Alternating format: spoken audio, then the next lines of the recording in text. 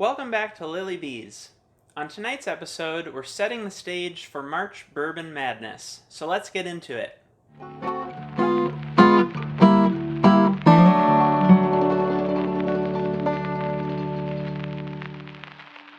Welcome back to Lily Bees. Before we get started, I wanted to mention what I forgot on last week's episode, and that is tonight's pour of the day. Tonight's pour of the day is Maker's 46 cask strength. So, cheers if you've got it. Let's get things started and go ahead and take a sip. I will mention I'm breaking one of my own rules with this cask strength, and that's that I typically don't like to jump right into a higher proof offering. I generally like to start lower and kind of work my way up to it because this tends to put your socks off.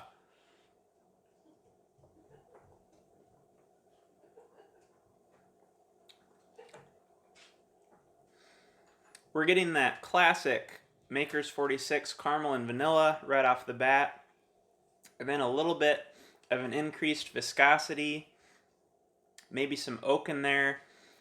And when I taste oak, I'm usually referring to maybe that astringency that's kind of drying your mouth out. And it's not in a bad way, but I would almost say chalky. There's just a coating that comes from that, in my opinion. So that's what I've got so far. Okay, so on tonight's episode, we have a lot to get through regarding up-and-coming videos for the next month in March. Hopefully we can get through everything by that point. And what I'm planning on introducing is what a number of other channels might be doing that you'll see, and that is Bourbon Madness. And so I've got a lot of information for you regarding how I came up with the bottles that will be represented in the tournament, kind of the rules and ins and outs of how things are going to go. And then we'll finish up with your own bracket that you can either fill out and print off, or print off and fill out by hand, whatever you want to do. So we'll get to that. The first thing I wanted to mention is how I came up with the bottles. We're going to have 16 total bottles in the tournament, so it will be not quite the true March Madness with 32 bottles to start. I just thought that was way too much to try and get through in a 1 month with a weekly video. So what I ended up with is 16. I wanted 8 distilleries to be represented because I didn't want 1 or 2 big dogs to take over the whole tournament. In addition to having 8 distilleries, and I should actually say we have 7, and then our 8th category is what I considered honorable mention, and I'll explain that here in a minute. But in addition to having those represented, in each one I wanted to have kind of the high end and the low end. And where I put that breaking point was $30. And so anything from 0 up to $29.99 falls into that lower tier. And then the upper tier is from $30 up to $59.99. And that's what I paid. It will vary based on your area, but right around that price point, because that way we're going to end up with hopefully a winner in our low tier for our budget bottle tournament, you might say, and then a winner for our upper tier as well. So in no particular order, I'm just going to kind of run through and let you know the 4 bottles that I had to choose from, and then just the 2 that I picked. There was really no particular reason other than I knew I liked these, I had them for the most part, and I wanted to make sure a high end and a low end were represented. So first we have the Jim Beam Distillery. We're going to have Baker's 7, which is up behind me. You've seen it on the channel before, as well as the Jim Beam Repeal Batch, which is just a recent addition to the bar, and I really liked it the first time I had it. So this will obviously be our low end, below $30 bottle, and then right at about our $57, $58 is that Baker's 7. The other 2 that, for various reasons, didn't make the cut for Jim Beam were Old Grandad Bottled and Bond, 100 proof, and Legent. The main reason Legent didn't make the cut is because I didn't want that to go against Baker's at some point, because I knew I'd be able to tell the difference, or I thought I knew. It's always surprising when you're doing a blind, but it being a finished bourbon, I knew it was going to taste differently, and I just felt like the Baker's versus the Repeal batch was a more fair matchup. Next we have the Buffalo Trace Distillery, and the two that I picked there were the classic Buffalo Trace, 90 proof behind me, and of course Blanton's had to be in here somewhere. And this was, I think, a $54.99 bottle, so I might get some questions on how that made the under 60 cut. That's actually what this bottle is supposed to cost, believe it or not. The two that didn't make it from the Buffalo Trace were Early Times Bottled in Bond for no particular reason, and Eagle Rare, which you see both of those back here. Next on the list was a local Iowa distillery, and that is Cedar Ridge, which you've maybe seen around. The two that I have from them were our Cedar Ridge Port Cask Finished Rye, and so I do have a few finished bottles in the running here. And then a number 9 Slipknot number 9 red cask behind me, which is also finished in red wine. And so I felt like those were pretty close as far as if those ever came up, and I'll show you the bracket here in a little bit. If those ever came up against each other, that would be not a wide variance where I would easily be able to pick it out. I want to try and keep things as blind as possible. And then the one that didn't make it is the only other Cedar Ridge that I have, and that's the Port Cask Bourbon. Only reason being is I wanted a couple ryes in here, and you'll hear about more of those in a second. Next we have the Willit Distillery. Represented for them is our Willit 4-year family estate. This is a rye, I believe. And then we also have Old Bardstown, which was on, I think, on an episode a couple weeks ago. The two that didn't make it there were Noah's Mill and Rowan's Creek. I've never had Rowan's Creek, so that was a toss-up. But the Noah's Mill I've had recently, and I felt pretty confident that it would stand out to me in the Willit category, and kind of the same reason as I've mentioned, didn't want to have something obvious to either advance or be eliminated.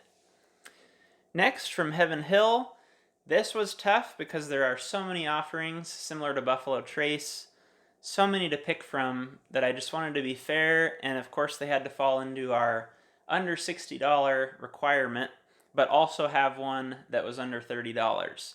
So the two that I came up with were McKenna 10, which is our over 30, and then we have our Rittenhouse Rye, one of my favorite ryes in an old-fashioned, but we'll see how it stacks up on its own. The two that I had on the list there that didn't make it were any of the Elijah Craig offerings. The one I had in particular was Elijah Craig Toasted Barrel, and the reason that didn't make it, kind of the same thing, not a great reason, other than if it came down to it, and it was facing off against something else that wasn't finished, or twice oaked in that case, I just wanted something that was a little bit more straightforward. And the other one was Pikesville Rye. Yeah, just didn't make it. Next we have Makers. Funny enough, we have in the running our Makers 46 Cask Strength, and just the standard Makers offering. The two that I left off the list were the standard 46 and the Makers 101, no particular reason.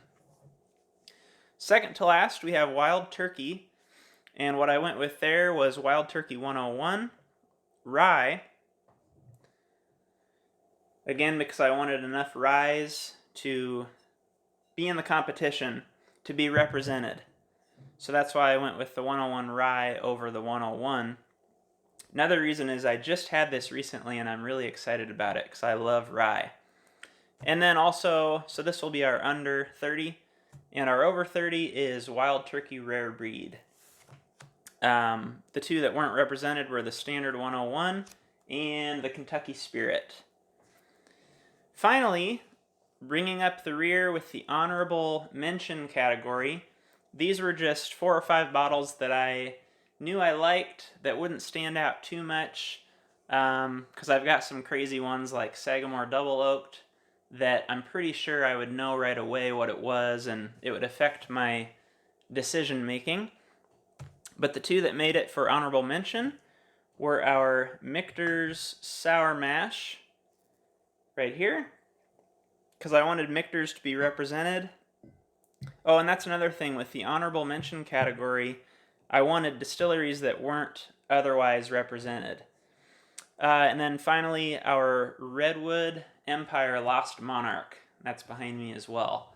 So that way, Redwood is represented, and Michter's will be represented as well. Okay, so moving on finally to the bracket, and I'm going to try and put down in the description below somewhere that you can find this, or at least a template to this bracket. And either way, if I find a template only, I will put this up so that you can see clearly what the lineup is. Otherwise, if I'm able to enter this in and you can find it online, I'll put that in the description down below. Starting things off in the upper left, we have Baker's 7 versus Buffalo Trace. And below that, Rittenhouse versus Wild Turkey 101 Rye. So in that case, we have 2 bourbons and 2 ryes. Moving on, we have Old Bardstown Estate versus Michter's Sour Mash. Below that, the Willit 4-Year versus our Redwood Lost Monarch. So there again, a bourbon and a rye matchup. On the upper right of the bracket, Maker's Standard versus our Jim Beam Repeal Batch. Below that, this one is the only place that I know of, I haven't double checked that, but where we have 2 very similar bottles from the same distillery in round 1. That would be our Cedar Ridge Port Cask Rye and our Cedar Ridge No. 9 Red Cask. Below that, and this will be our final first round matchup, Blanton's versus McKenna 10. I'm really excited about that matchup. We'll see who comes out on top. And Rare Breed versus our Maker's 46 Cask Strength. And the reason I put those two together is similar proof. I wanted to make sure, in general, that all of our proof points were pretty close so that you couldn't easily tell one from the other. So that's it. I'm looking forward to the month of March. Final thing I wanted to mention is sort of how you can treat this at home and play on your own. Obviously do whatever you want, but what I plan to do is fill out a couple brackets. One, kind of what I think my choices are going to be, and then I also want to fill one out for who I think the winner of the low end bracket is going to be, and who the winner of, sort of in order, first, second, third, of the high end. So you can do the same at home. If you have similar bottles, feel free to fill out your own for what you think you would pick, and you can play along, taste along, week by week, or do whatever you want. So look forward to kicking things off on next week's video, and we'll see you then.